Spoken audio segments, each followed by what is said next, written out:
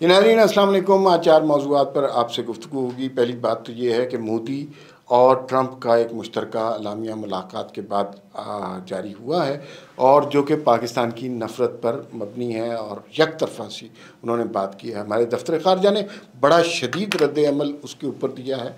उसमें असल बात क्या है, पाकिस्तानी मौक़िफ़ क्या है, उसके पर हम बात करेंगे। दूसरा बात जो हम करेंगे वो ये है कि तैयब उर्दगान चले गए और वो सबसे मिले हैं, लेकिन नवाज शरीफ उनके बड़े ज़ाती करीबी दोस्त हैं, उनसे उन्होंने मुलाकात की ही नहीं है। तो ये ऐसा क्यों हुआ है? तीसरा बात ये है जी कि आज हमारे दफ्तर में बांग्लादेश से कुछ सहाफ़ी आए थे, उनसे बड़ी दिल की बातें हुई और सारे बातें डिस्कस हुई और उससे ये पता चला कि अब वहाँ पर क्या जज्बात हैं, अब वहाँ पर क्या हो रहा है।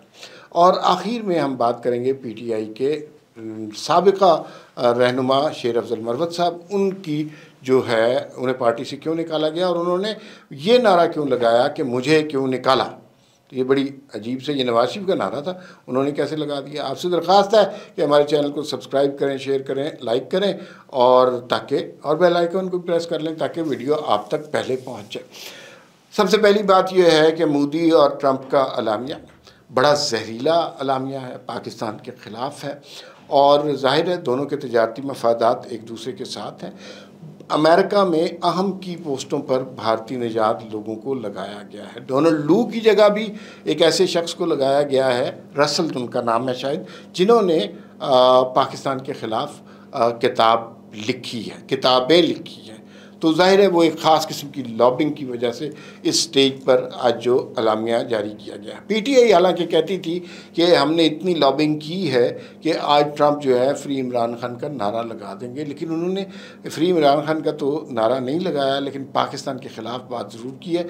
ये भी शायद पीटीआई की लॉबिंग का ही नतीजा हो। ये तशवीशनाक बात है और एक तरफ़ा बात है, इसमें दूसरी साइड को सुना ही नहीं गया। अपनी तरफ से हम पर मुंबई अटैक्स, पठानकोट वगैरह सारा मुद्दा डाल दिया और दहशतगर्दी को रोकने का फरीज़ा हमें दे दिया, लेकिन दूसरी साइड पे भी तो देखें ना, दूसरी साइड पे क्या हो रहा है।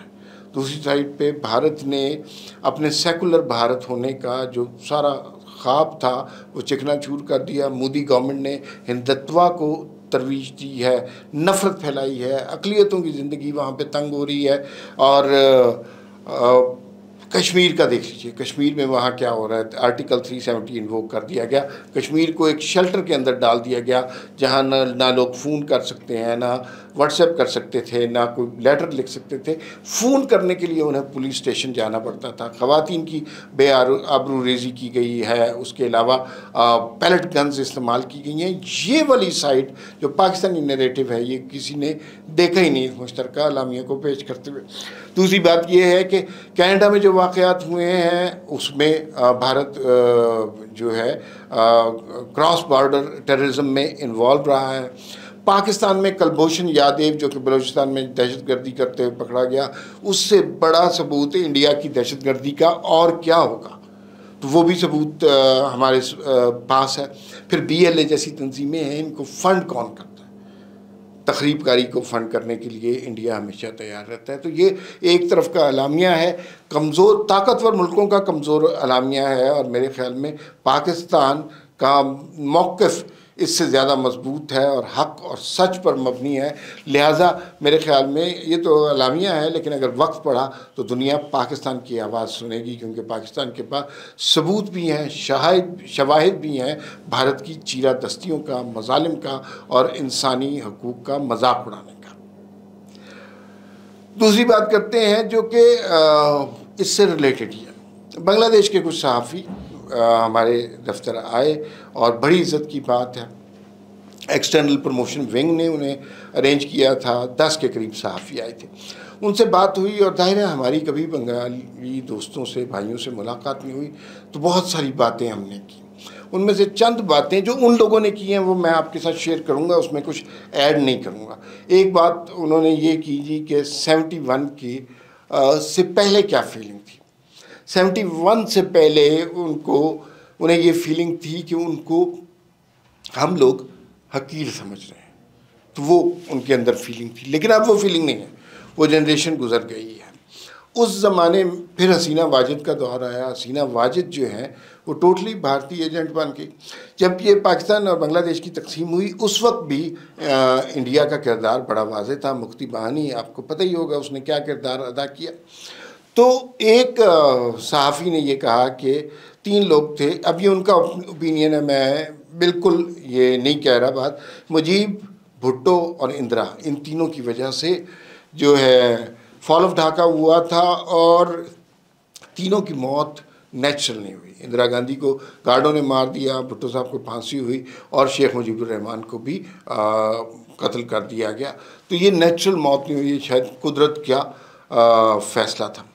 ज़रूरी नहीं है आप इस बात से एग्री करें। जो खुशाइन बात यह है कि वहाँ पर पाकिस्तान ये जो स्टूडेंट्स हैं इन्होंने बहुत स्ट्रगल किया। 2019 से ये लगे हुए थे कोटा सिस्टम के ख़िलाफ़ की। 1400 स्टूडेंट को कत्ल किया गया इस मूवमेंट के दौरान।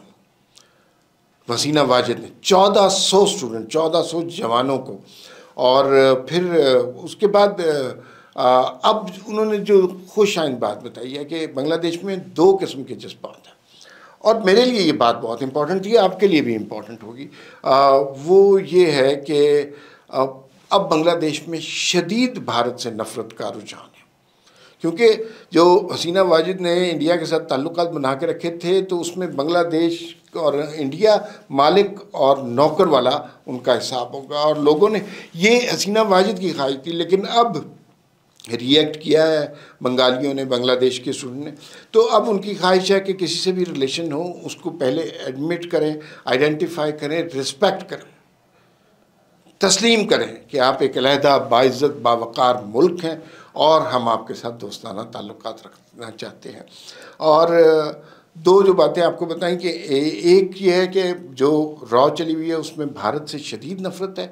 दूसरी बात, अचानक लोगों के दिलों में, बांग्लादेश के लोगों के दिलों में पाकिस्तान से मोहब्बत का जज्बा ऊद कर आया और पाकिस्तान से बहुत मोहब्बत करने लगे।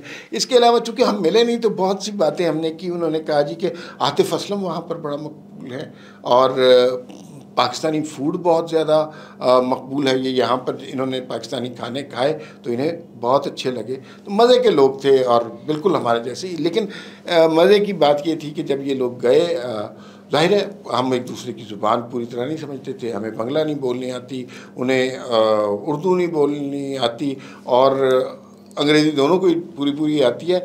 लेकिन लिबास भी शायद थोड़े से डिफरेंट हो। लेकिन फिर जुमे का वक्त हो गया, हम मस्जिद में उन्हें ले गए, सब ने नमाज़ पढ़ी और जब एक सफ़ में खड़े हुए थे तो फिर कोई फ़र्क नहीं था। तो बुनियादी रिश्ता हम दोनों ब्रदर इस्लामी मुल्कों में इस्लाम का रिश्ता है जो बहुत ताकतवर है, रहने वाला है ता क़यामत। तैयब उर्दगान चले गए मुल्क से। तैयब उर्दगान ने बहुत मुलाकातें की, 2 गाड़ियाँ भी तोहफे में दी, एक शहबाज शरीफ साहब को दी, एक आसिफा भुट्टो को दी, और बड़े खूबसूरत मनाज़र थे कि वो चला के देख रही थी और ये सब कुछ, और शहबाज शरीफ ने ड्राइव भी की। लेकिन कहा जाता है कि नवाज़ शरीफ की मुलाकात उनसे नहीं हुई और नवाज़ शरीफ को मिलना चाहिए था उनसे, हालांकि वो असल में दोस्त नवाज़ शरीफ के हैं। तो इसके बारे में मुख्तलिफ राय हैं कि नवाज़ शरीफ उनसे क्यों नहीं मिले। एक तो मरीम नवाज़ जब मिली तो मरीम नवाज़ ने अपना तारुफ कराया कि मेरा नाम है मरीम नवाज़, मैं नवाज़ शरीफ की बेटी हूँ। ये नहीं कहा कि मैं पंजाब की चीफ मिनिस्टर हूँ, उन्होंने कहा मैं नवाज़ शरीफ की बेटी हूँ। बड़े प्राइड से, बड़े फ़ख्र से कहा, तो तैयब उर्दगान को बहुत अच्छा लगा।